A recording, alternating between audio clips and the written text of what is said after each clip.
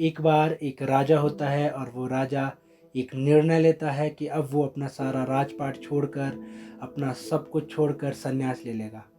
तो वो अपने मंत्रियों को बुलाता है, एक मीटिंग करता है, एक सभा में वो उन सभी को कहता है, और जो उसका वो मुखिया होता है वो उससे कहता है कि तुम अब ऐसा करो कि मैं सब कुछ छोड़कर अब संन्यास में जा रहा हूँ, तो तुम ऐसा करना, कल हमारे राज्य में जो भी पहला व्यक्ति आएगा सुबह के समय में, उसे तुम यहाँ राजभवन लेकर आना कि मैं उसे राजा नियुक्त करने के लिए उसका राज्याभिषेक करूँ, और साथ ही साथ मैं अपनी बेटी की शादी उससे कराऊँ। तो वो जो मंत्रियों का सबसे बड़ा मुखिया होता है वो वैसा ही करता है। तो वो अगले दिन सुबह एक भिखारी को लेकर आ जाता है। तो राजा उससे पूछता है कि ये कौन है? तो वो कहता है कि आपने कहा था ना, जो सबसे पहले हमारे राज्य में प्रवेश करेगा तुम उसे लेकर आना। तो राजा उस भिखारी को वहाँ पे बढ़िया से उसको नहलाता धुलाता है, उसके बाद उसका वो राज्याभिषेक करता है, और साथ ही साथ अपनी बेटी की शादी उससे करवा लेता है, और पूरा का पूरा राज्य उसे सौंप कर वहाँ से संन्यास पे चला जाता है। अब राजा वहाँ से जा चुका है संन्यास लेने, और वहाँ पे अब एक नया राजा नियुक्त कर दिया गया है। अब वो जो नया राजा है वो वहाँ पे बहुत ही अच्छे से वहाँ पे अपना कर्तव्य निभाता है। वो बहुत ही अच्छे से वहाँ पे डिसीजन लेता है और न्याय चुकाता है। वो बहुत ही ज़्यादा बुद्धिमान और समझदारी से वो सारे काम करता है।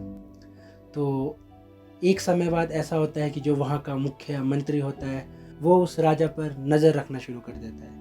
वो राजा क्या करता है कि सप्ताह में एक दिन एक अलग से एक कोठरी में जाकर, वहाँ पे एक कमरा होता है, उस कमरे में जाता है और अंदर से अपने आप को बंद करता है और घंटों वहाँ पर रहता है।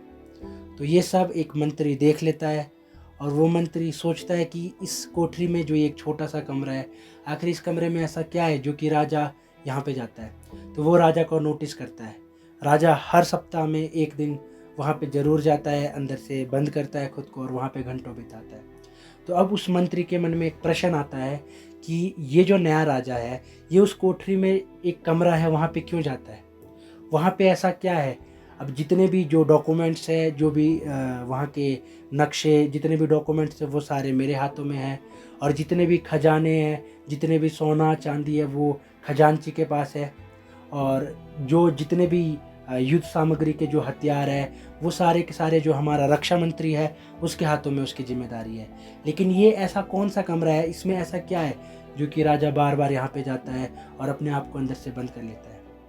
तो एक दिन वो फिर से देखता है, राजा उस कमरे में जाता है उस कोठरी में, और अपने आप को वो बंद कर लेता है। तो वो जो मंत्री है वो उसका वहाँ पे इंतज़ार करता है। जैसे ही राजा वहाँ से बाहर आता है तो मंत्री उससे पूछता है कि राजा, तू बता कि यहाँ पे क्या है जो कि तू हर सप्ताह इस कमरे में जाता है? तो वो राजा उस मंत्री को डांट लगाता है और कहता है कि दोबारा ये सवाल मत पूछना। तो फिर अब तो वो जो मंत्री है उसके दिमाग में और भी ज़्यादा डाउट्स पैदा हो जाते हैं, और भी ज़्यादा शक हो जाता है कि आखिर इस कमरे में ऐसा क्या है। तो वो वहाँ के सभी और भी मंत्रियों को बता देता है। तो वो मंत्री उसको फोर्स करते हैं, राजा को पूछते हैं बार बार कि क्या है, बता बता। तो राजा उन सभी को इनकार करता है। तो फिर बात रानी तक पहुँच जाती है। अब रानी जो है, आपने सुना होगा, पत्नी के आगे किसी की नहीं चलती। तो रानी जो है वो क्या करती है, वो अपना खाना पीना छोड़ देती है, रूठ जाती है कि जब तक, हे राजा, हे मेरे स्वामी, जब तक तू मुझे नहीं बताता कि उस कमरे में क्या है तब तक मैं खाना नहीं खाऊंगी। अब रानी के नखरे देखकर राजा पिघल जाता है। तो वो राजा उन सभी को एक साथ उस कोठरी में ले जाता है और उस कमरे को खुलवाता है और वहाँ पे ले जाता है। उस कमरे में जब वो जाते हैं तो मंत्री उससे कहता है, ये तो एक खाली कमरा है, यहाँ पे तो कुछ नहीं, बस यहाँ पे फटे पुराने कपड़े पड़े हैं, बाकी यहाँ पे कुछ भी नहीं है।